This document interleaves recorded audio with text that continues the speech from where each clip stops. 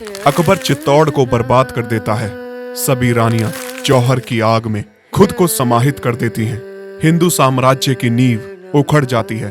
प्रताप ये सब देख रहे थे, पर जिस तरह से हिंदू राजा मेवाड़ का साथ देने की बजाय अकबर का साथ दे रहे थे, ये बहुत ही दुखद था।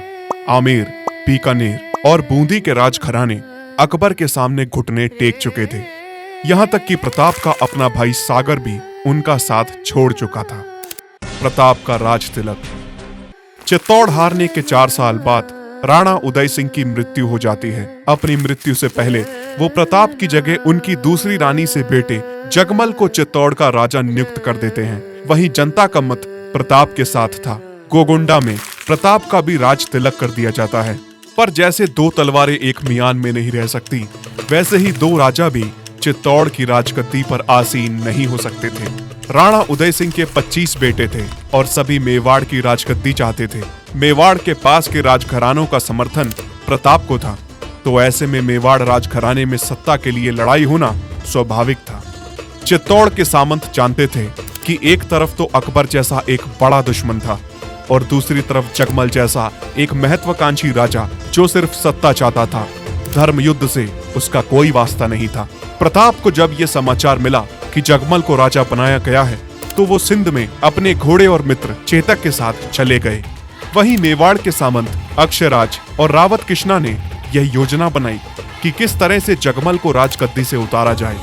उन्होंने एक रोज कुछ सुरक्षा बल लेकर जगमल को बंदी बना लिया और उसे गद्दी से उतार दिया। जगमल ने गद्दी से उतरते ही अपने असली रंग दिखा दिए और चित्तौड़ से दिल्ली की तरफ चला गया, जहां उसने अकबर से संधि कर ली और उसी के लिए लड़ने लगा। जगमल को राजगद्दी से उतारे जाने पर मेवाड़ की जनता बेहद प्रसन्न थी। प्रताप को दोबारा बुलाया गया और 32 साल की उम्र में प्रताप का राज तिलक कुंभलगढ़ में किया गया। प्रताप को ऐसा राज्य मिला जिसमें ना तो महल था, ना ही कोई राजसी ठाठ थे। प्रताप जानते थे जो दायित्व वो लेने जा रहे हैं उसे निभाना सिर्फ वीरों के बस की बात थी।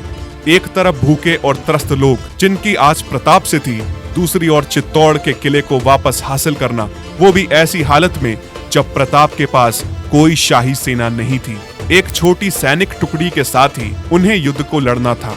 हाल में ही हुए कुछ कमजोर राजा जैसे कि विक्रमादित्य, बनबीर, रतन सिंह II और स्वयं प्रताप के पिता उदय सिंह की वजह से मेवाड़ का धन, ऐश्वर्य और सैनिक बल बहुत कम हो गया था। महाराणा प्रताप ने चित्तौड़ के स्थानीय लोगों को युद्ध के लिए कैसे तैयार किया? प्रताप जानते थे कि दुश्मन उनकी महिलाओं के मृत शरीर से भी भोग करने के लिए तैयार है। हिंदुओं का सर्वनाश करना ही अकबर का एकमात्र उद्देश्य था। प्रताप ने यह भी देखा कि बाकी हिंदू राजा कितने कायर थे, जो ये सब देखते हुए भी संगठित होने की बजाय अकबर के खेमे में जाकर शामिल हो गए थे। महाराणा प्रताप ने 1572 से 1597 तक 25 साल चित्तौड़ पर राज किया। कार्यभार संभालते ही प्रताप ने 4 मुख्य आदेश जनहित में जारी कर दिए। पहला, सभी राजसी ठाटों को, सामंतों को छोड़ना होगा। प्रताप भी एक वनवासी का जीवन जिएंगे। दूसरा, सोने और चांदी की प्लेटों में खाना खाने वाले रजवाड़े अब पेड़ की पत्ती के पत्तल में खाना खाएंगे। नंबर 3, सभी लोग अब मखमली बेडों पर नहीं सोएंगे, बल्कि बांसों और पत्तियों पर सोएंगे। नंबर 4, बड़े बड़े ढोल नगाड़ों को हटा दिया गया, जिससे चित्तौड़ वासियों को याद दिलाया जा सके कि साकर जौहर के बाद कितना बड़ा नुकसान हुआ है। प्रताप ने किसानों को हर उपजाऊ जमीन से अपने खेतों की कटाई करने को कहा, जिससे जब भी कोई हमला करे तो उसे खाने के लिए कोई रसद न मिले।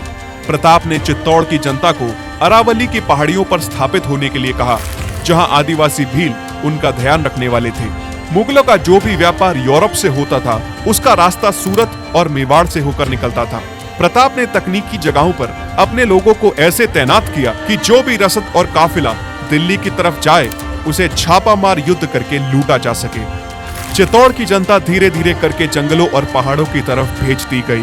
प्रताप ने अपने दादा राणा सांगा वाली गलती को नहीं दोहराया।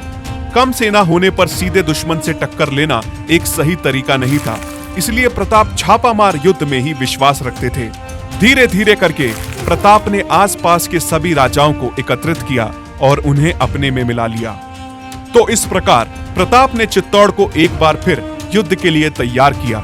इसके अगले भाग में हम आपको बताएंगे हल्दी घाटी के विशाल युद्ध के बारे में। तो जुड़े रहिए करम क्लिप्स के साथ और चैनल को सब्सक्राइब अवश्य कीजिएगा। जय एकलिंग जी।